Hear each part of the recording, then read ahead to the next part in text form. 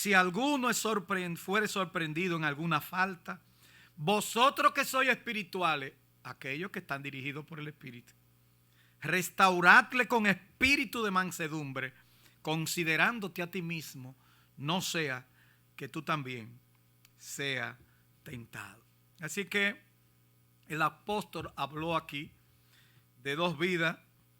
Anteriormente habló de dos vidas que son diametralmente opuestas, la carne y el espíritu.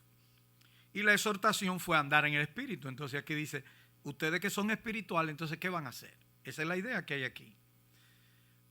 ¿Qué significa andar en el fruto del espíritu? Entonces Pablo dice, mire, una cosa práctica que ustedes tienen que hacer es que cuando una gente es sorprendido por algún pecado, dice, ustedes tienen que ayudar. Ustedes que son espirituales tienen que levantarlo. Esa es la idea que hay. Podían razonar que eran experiencias personales que alguien podía tener y no tenía nada que ver con relación con otras personas. Pero Pablo dice, no, cuando uno está en necesidad, usted tiene que acercarse. En este capítulo 6 del libro de Gálatas, podemos entonces manifestar de manera práctica el fruto del Espíritu. ¿Cómo? Restaurando. ¿Cómo? Sembrando para el Espíritu. El que siembra para la carne, de la carne sembrará corrupción, mas el que siembra para el Espíritu, del Espíritu segará vida eterna. Eso lo dice, y lo vamos a seguir viendo. Versículo 8, porque el que siembra para su carne, de la carne segará corrupción, mas el que siembra para el Espíritu, del Espíritu segará vida eterna. Y dando a mi maestro, dice, no nos cansemos pues de hacer el bien, porque a su tiempo segaremos si no desmayamos. Así que según tengamos oportunidad, dice el versículo 10, hagamos bien a todos y mayormente a los de la familia de la fe. De manera que hay material para todo. Dice un comentarista llamado Matthew Henry, en su comentario del Nuevo Testamento, dice, el fruto del Espíritu tiene mucho que ver con el caminar en este mundo y también con el trato que manifestamos hacia los demás. No es que el fruto del Espíritu está como desconectado. Una cosa es mi vida cristiana, una cosa es lo que yo digo y hago, y otra cosa es mi vida cristiana, como que eso no tiene nada que ver. No está desconectado, y eso es lo que el apóstol quiere darnos a entender. Así que nuestro propósito en el día de hoy, nuestra forma, nuestra propuesta, vamos a hablar entonces que la postura en el aconsejar se va a manifestar en un espíritu de amabilidad. En segundo lugar, en un espíritu de solidaridad. Y en tercer lugar, un espíritu de no ver la paja en el otro. O sea, esa va a ser nuestra propuesta. Cuando hablamos de amabilidad, uno usa una palabra aquí para hablar del fruto del espíritu. Y debemos ser amables y esas cosas, pero ¿qué es lo que significa? Pablo aquí comienza con un caso hipotético, vamos a llamarle así. Porque dice, hermanos, si ustedes han sorprendido a alguien en alguna falta, entonces es un caso hipotético que puede darse en cualquier cristiano. Es mejor traducir el verbo como enredado. Si alguien te agarró como enredado en una maraña, la palabra griega es prolambano. Como que la persona fue atrapada por el pecado, como que el pecado lo envolvió, y como se parece mucho a la parábola del sembrador, cuando la palabra, los afanes de este mundo, los afanes de la riqueza, ahogan la palabra y se hace infructuosa. Es la idea más o menos que hay aquí. Y tiene la idea también de alguien que está corriendo del pecado, pero siendo el pecado más rápido, lo alcanzó y lo atrapó. Esa es la idea que hay en la sorprendida o la sorpresa que hay en cuanto al pecado. A veces los legalistas están siempre al acecho. Un legalista es aquel que dice, no, eso es ahí. Pero no, y tú no te vas a equivocar. No, hay que romperme hasta a mí. Si hay que romperme, dicen ellos y todo. Pero cuando es a ellos hay que tratarlo más suave. Y es una actitud equivocada, según dice la Biblia. Uno tal vez lo entiende mejor. Cuando Pablo dice, ustedes son espirituales, el propósito es hacia un pecador. ¿Cuál es? ¿Lo voy a hundir más? ¿Lo voy a ahorcar? ¿Le voy a demandar? Sí, hay que decirle que se arrepienta. pero hay que restaurarlo. Y esa es la idea que hay detrás de eso. ¿Recuerdan ustedes el caso de Jesús y la mujer? Le dicen la mujer adúltera. Pero lo sorprendente del caso, que esa mujer fue sorprendida en el acto mismo del adulterio. Y se la llevan a Jesús. Y Jesús estaba escribiendo en tierra. Vio la hipocresía de parte de ellos también. Y ellos actuaron en conveniencia. Porque la ley decía que cuando un hombre y una mujer pecaban, los dos tenían que ser apedreados. Pero si una mujer fue sorprendida en el acto mismo del adulterio, ¿con quién fue? Con un hombre. ¿Y dónde está el hombre? No se lo llevaron al Señor Jesucristo. El Señor Jesucristo se quedó escribiendo en tierra. Dice la Biblia que se quedó con la cabeza para abajo. Muchos dicen que hasta le estaba dibujando los pecados de ellos. Pero usted sabe, la gente se va lejos. Y el Señor luego, ellos insistieron en preguntarle. Él levantó la cabeza y dijo: el que esté libre de pecado sea el primero en arrojar la piedra contra ellos. Siguió escribiendo en tierra. No sé qué hacía, pero se puso a escribir en tierra. Y comenzando desde el más viejo hasta el más joven, se fueron. Y él levantó la cabeza y dice: ¿y dónde están los que te condenan? Ninguno, Señor. Dice: ni yo te condeno, vete y no peques más. Hay advertencia, porque el pecado tiene consecuencias. El pecado es sucio, el pecado no es bueno. El legalismo, cuando simplemente lo que anda buscando es castigar, estrangula, hace daño.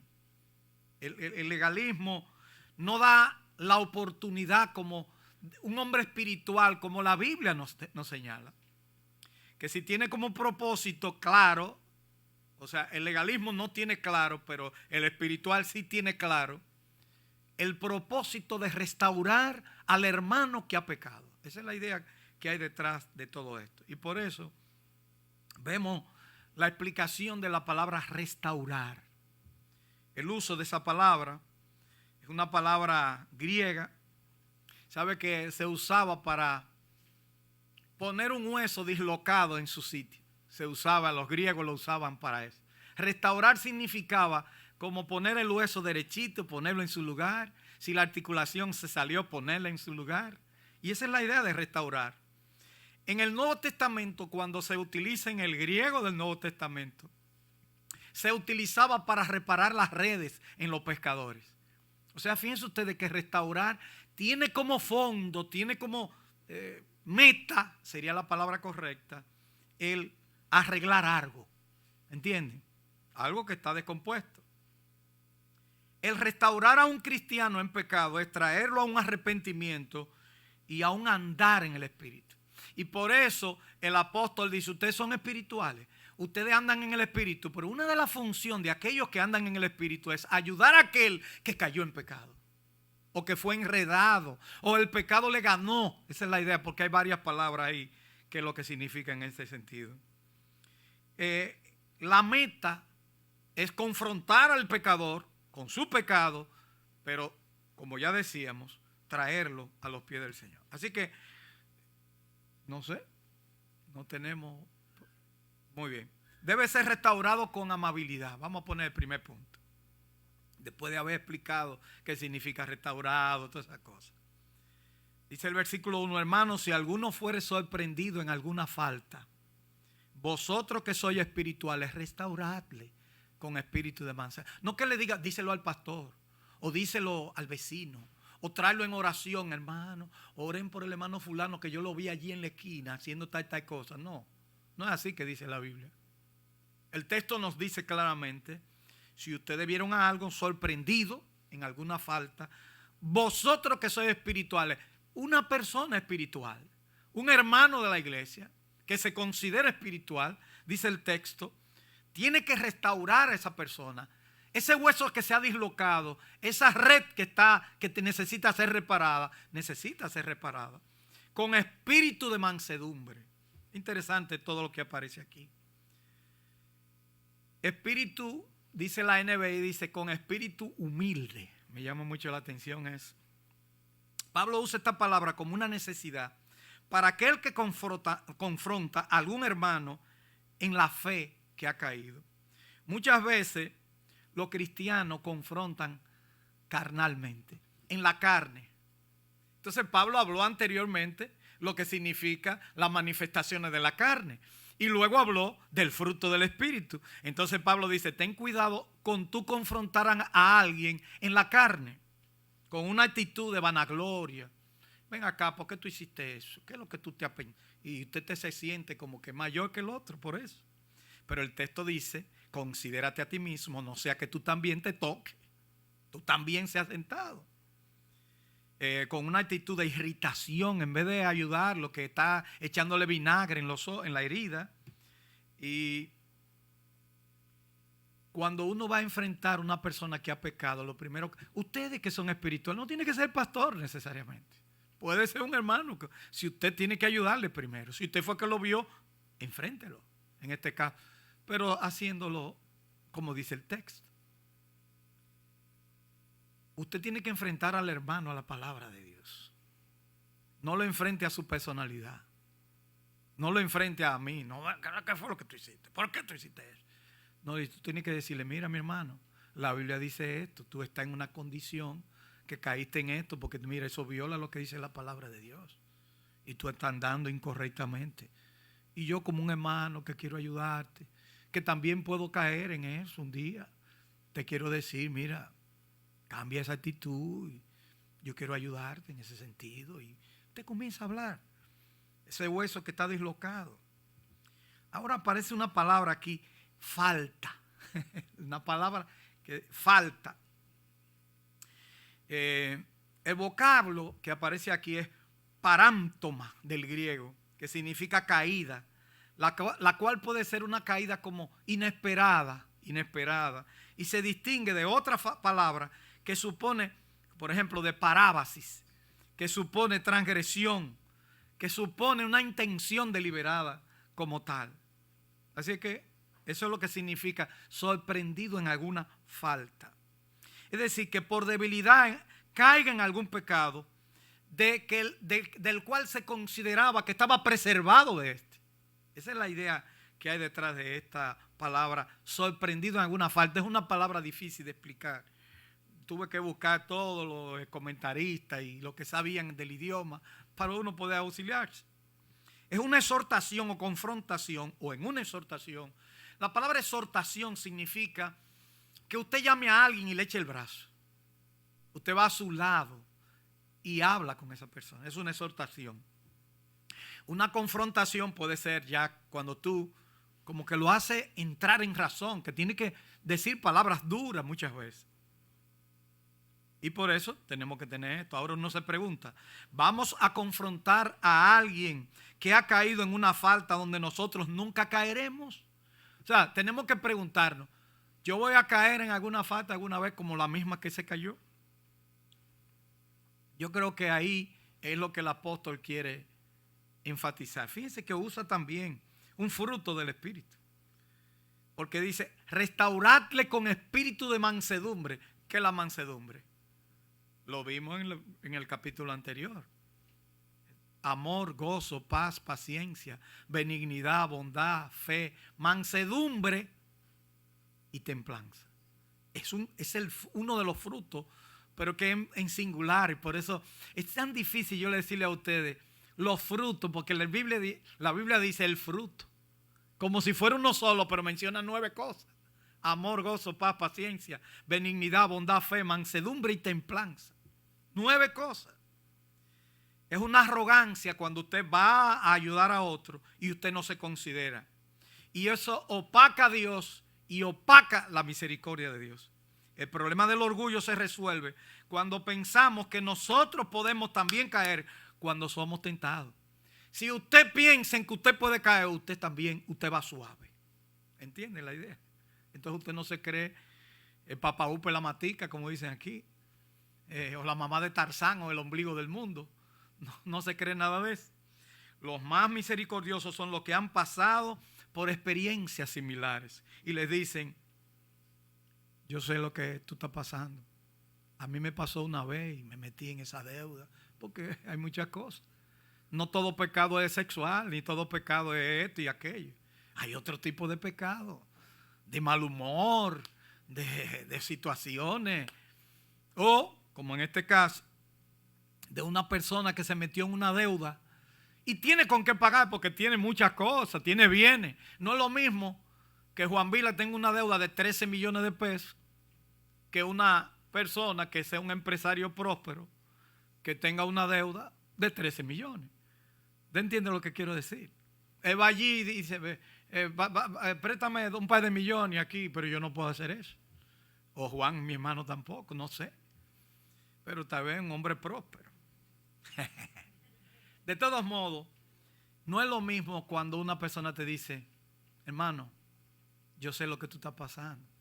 A mí una vez yo pasé por esa situación como un desánimo, porque hay muchos tipos de pecados. Yo no quiero que ustedes vean solamente un tipo de pecado así, sino que hay muchos pecados. Usted dice, wow, es verdad, hermano. Yo a veces me pregunto por qué no me congrego, por qué dejé de hacer esto, yo serví al Señor y no lo estoy haciendo.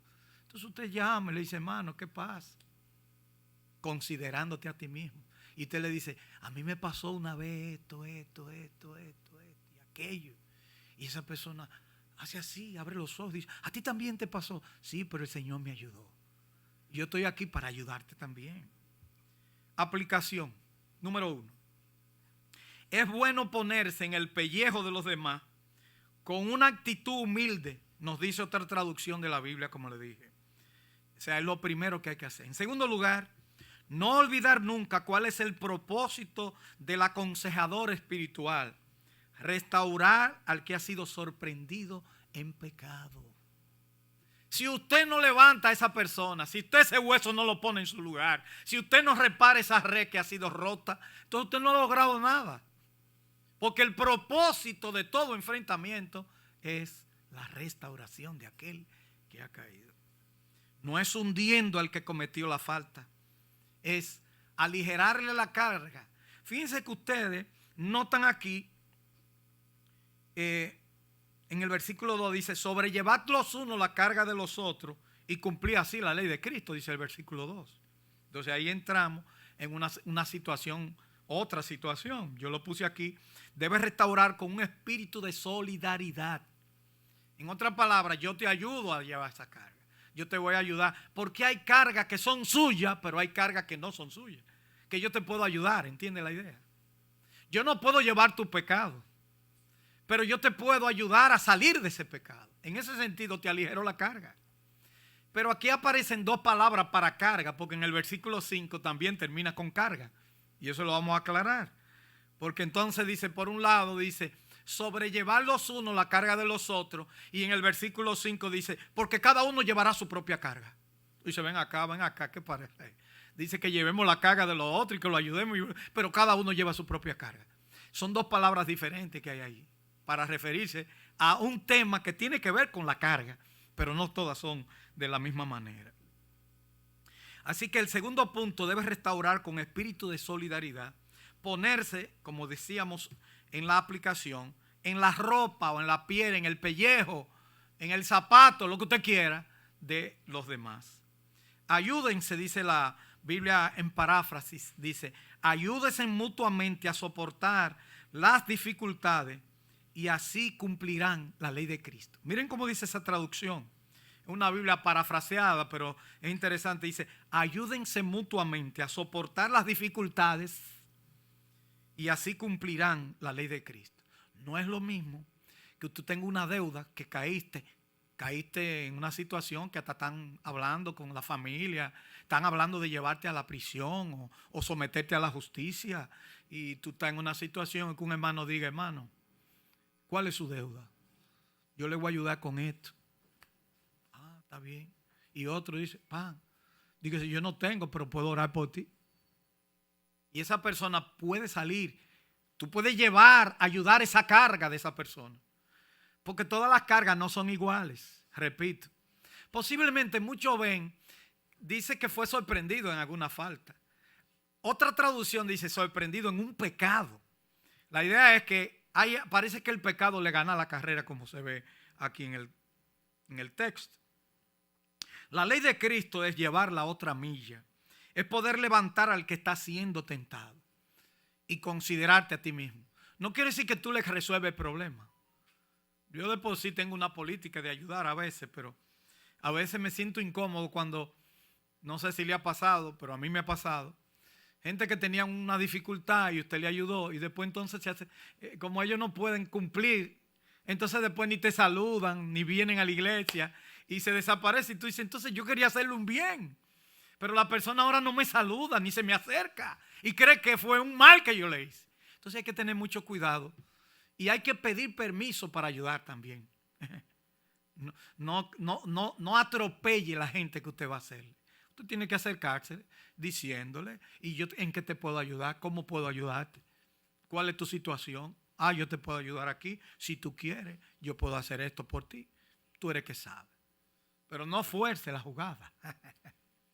Alguien ha dicho que la iglesia es el único ejército que deja a sus soldados heridos en el campo de batalla. Mal dicho, ¿verdad? Porque ningún ejército abandona a sus heridos en un campo de batalla. Pero se ha visto que muchas veces la iglesia actúa, en vez de ayudar a ese hombre a levantarse, a curarlo, lo que hace es que lo abandona. Entonces la iglesia no puede abandonar a sus heridos en el campo de batalla. Tiene que ayudarlo a restaurarse. Tiene que ayudarlo a curarse.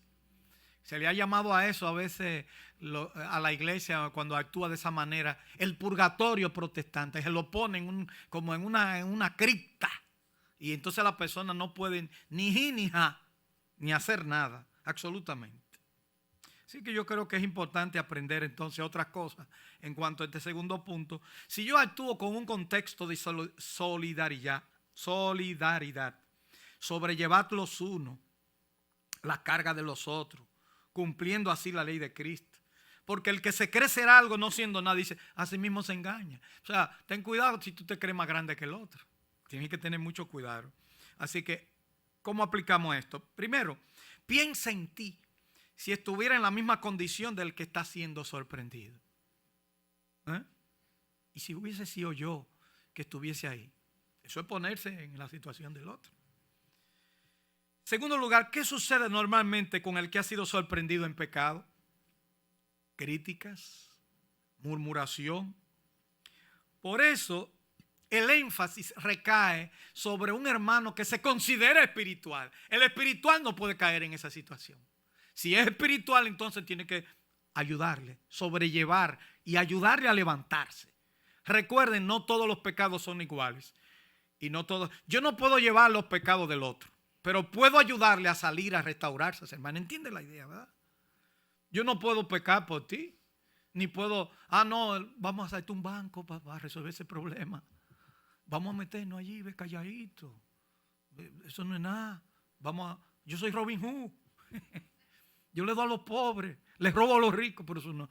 Usted no tiene justificación para hacer lo malo, para ayudar a hacer el bien. Por eso yo estoy en desacuerdo con una gente que tenga un dinero mal habido, puede no decir, un dinero mal habido. O sea, esa persona se ganó un dinero en un negocio no santo, vamos a decir así, en una situación no legal, y dice, yo quiero construir esta iglesia, yo quiero hacerla. Muchas gracias, hermano. Porque ese dinero donde usted lo sacó no está correcto. Hay que tener entonces situaciones que se dan. Y si la gente del mundo a veces lo entiende, ¿por qué las iglesias no lo pueden entender? Pero hay iglesias que no le importa nada. Vengan a ofrendar, echen cuarto aquí, venga, que esto es para Dios y usted tiene que dar. No. Si usted, ese dinero que usted ha tomado es un dinero mal habido, no lo traiga para Dios. Ahora, a veces uno no sabe quién ha traído un dinero. Y yo le digo que ya es un asunto de conciencia, pero si uno lo sabe, tiene que entonces decirle muchas gracias. Y en tercer lugar, no confundamos el hecho de que esa persona debe ser ayudada, confrontada en su pecado, pero también restaurada con un espíritu de mansedumbre.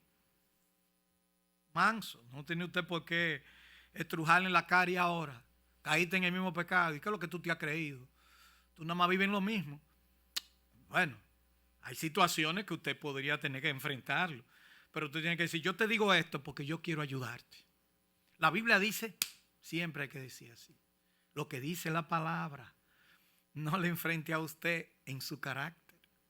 Siempre he aprendido eso, porque ¿quién les habla cuando era más joven? Yo enfrentaba a la gente, pero era con mi carácter. Y le decía las cosas que tenía que decirle por mi forma de ser. Porque yo soy así. No, así no. Tiene que ser como dice la palabra de Dios. Entonces usted tiene que citar las escrituras y ayudar a esa persona en base a lo que enseña la palabra de Dios. No lo enfrente a usted, entiende lo que quiero decir, ¿verdad?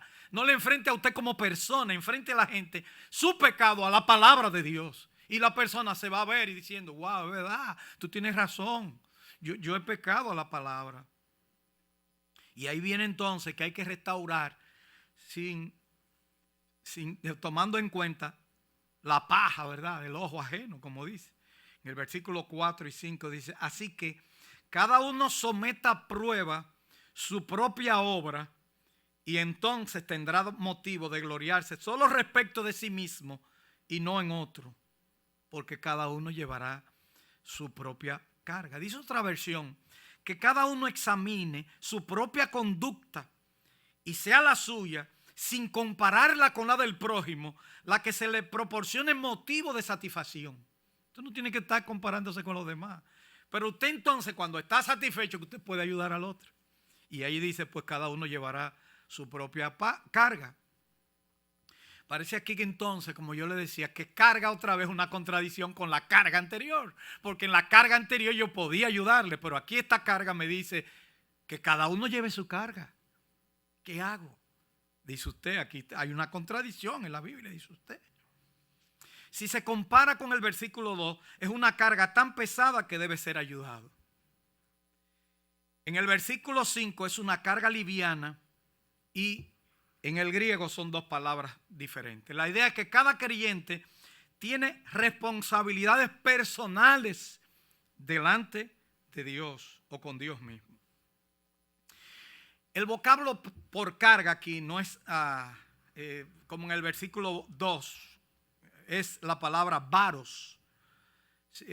La palabra que se usa en el 5 es otra palabra, se llama porción o portión, que significa el bagaje personal de cada individuo. Algo que no puede compartirse con otros, ya que es de la responsabilidad exclusiva de cada uno. Y ahí aparece en pasaje un griego que se llamaba Genofonte, uno de los historiadores griegos. Ustedes recuerdan que hay 3 historiadores famosos griegos: Heródoto, Tucídides y Genofonte. Bueno, Genofonte utilizó esa palabra diciendo, el feto en el vientre de la madre, solo ella lo puede llevar. Es una carga que ella solo lo puede llevar. Hay carga que usted no puede llevar la de otro. Y él pone el ejemplo para esa palabra que se utiliza aquí, como la madre cuando lleva a su feto dentro de su vientre. Nadie puede llevar ese feto sino la madre, solamente la madre. Otra aplicación. Al comparar su labor con las de otro puede ser dañino, en el sentido de que se piense de que se está actuando mejor que el otro y así usted van a gloriarse. También puede ser negativo en el sentido de que esté haciendo menos que el otro y de esta manera usted entonces dice, no, pero usted se siente decaído, se deprima. Lo mejor es evaluar su obra delante del Señor sin compararla con los otros. Ahí entonces tú tienes también que trabajar con tus cargas personales también. El éxito de una labor es como fue hecha, con el amor de Dios o en la carne.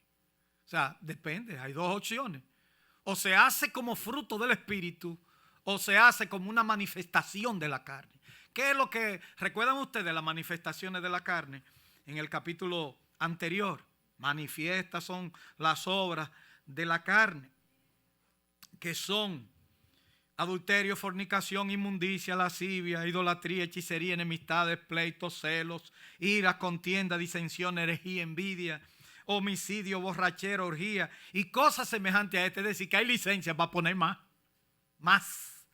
independiente de el fruto del Espíritu, que no hay que hacer, que están cerrados. Las obras de la carne están completamente abiertas. Así que cada uno someta a prueba su propia obra. O sea, no se ponga usted a pensar que las suyas son mejores Y es la única manera para poder analizar qué importancia, o sea, cómo usted lo hace, en este caso para Dios. En conclusión, pudiéramos decir lo siguiente. Número 1, todos los creyentes debemos ayudar a otros a levantarse. Aunque la tarea no es grata, debe ser llevada a cabo con amor. ¿Recuerdan ustedes el contexto del capítulo 5, versículo 13? Dice lo siguiente: porque vosotros, hermanos, a libertad fuisteis llamados. Miren, nosotros tenemos libertad. Solamente que no uséis la libertad como ocasión o pretexto para la carne, sino servíos por amor los unos a los otros.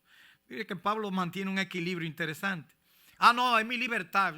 Yo no me meto con lo tuyo, no te metas con lo mío. No, pero no use como pretexto para no amar o no manifestarse amor los unos a los otros. En segundo lugar, es una actitud de mansedumbre y de ver tu propio ojo y sin perderlo de vista. Solo así debes restaurar al hermano.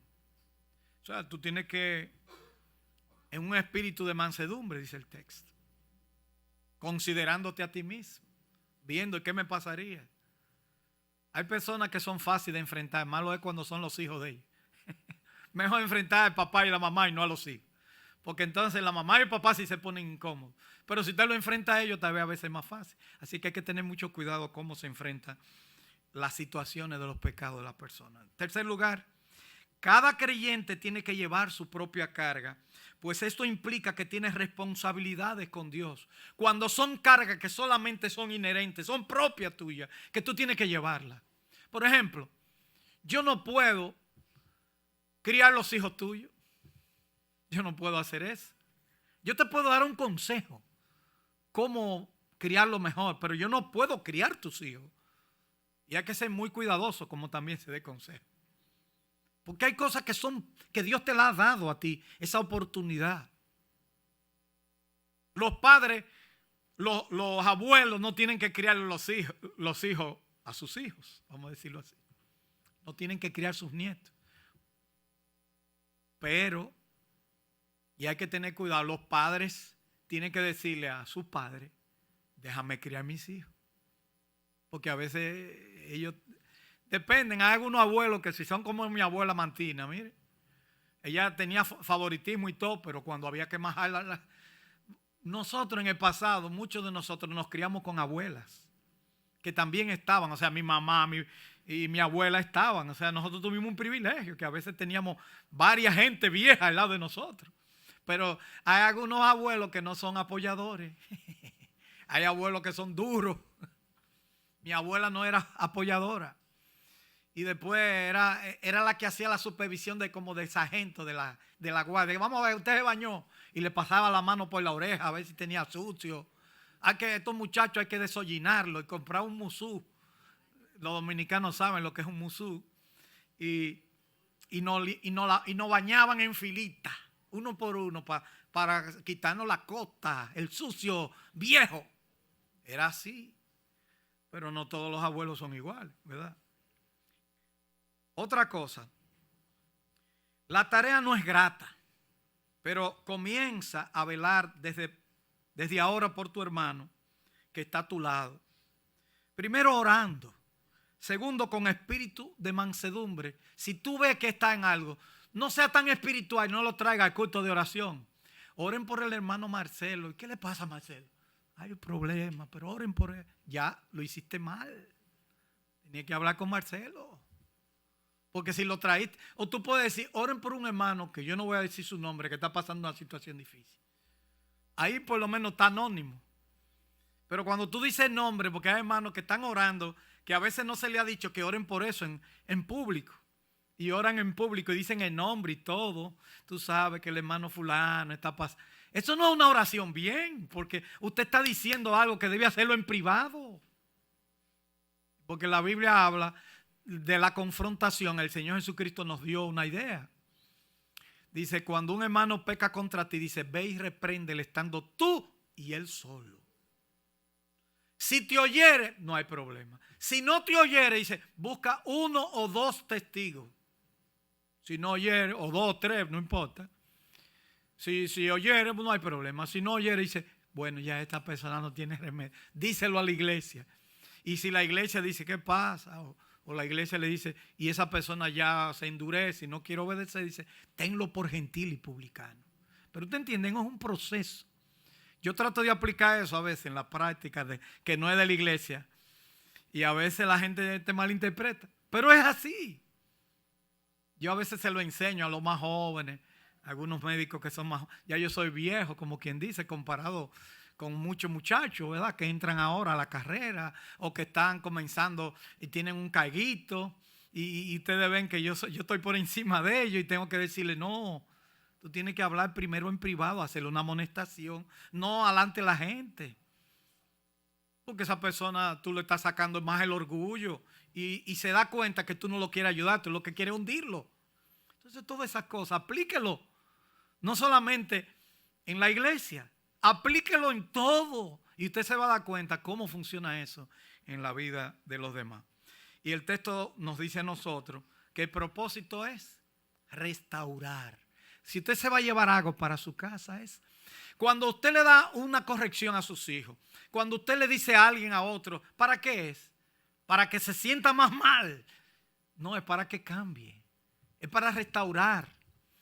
Toda disciplina en la iglesia, ¿qué es lo que quiere? Que usted no vuelva a cometer eso. Toda disciplina en la casa, cuando usted corrige a sus hijos. Es verdad que a veces se le lleva la mano. Antes los papás de uno le daban duro, no le daban suave. Pero nosotros a veces podemos caer en el otro extremo de no corregir nada. Y entonces eso también es incorrecto. Que Dios nos ayude entonces a entender este pasaje de la Escritura y vamos a dar gracias al Señor por Gálatas capítulo 6 del 1 al 5. Señor, gracias por tu palabra. Gracias porque para la principal enseñanza aquí es restaurar a un hermano con mansedumbre, con ambiente de solidaridad, considerándome a mí mismo y dejando también que esa persona pueda entender su propia carga, la que son propias de ellos, que no la podemos llevar nosotros. Así que en tus manos, Señor, ponemos cada necesidad. Y si nosotros vemos a alguien, Señor, si somos espirituales, tenemos que pensar en cómo esa persona salga de esa situación. No cómo hundirla más. No sentirnos contentos, ya cayó ese que arruinaba. Sino decir, Señor, por favor, ayúdanos a levantar a ese que está caído. A ese hueso que está dislocado, ponerlo en su sitio. A esa red que tiene un hueco, a repararla. Gracias, Señor, por tu ayuda. Bendice tu pueblo, bendice tu iglesia y permite que estas enseñanzas sirvan para la familia, para el trato de los padres con los hijos, los hermanos con los hermanos, los abuelos con los nietos y todo. Te lo pedimos en el nombre de Cristo. Amén.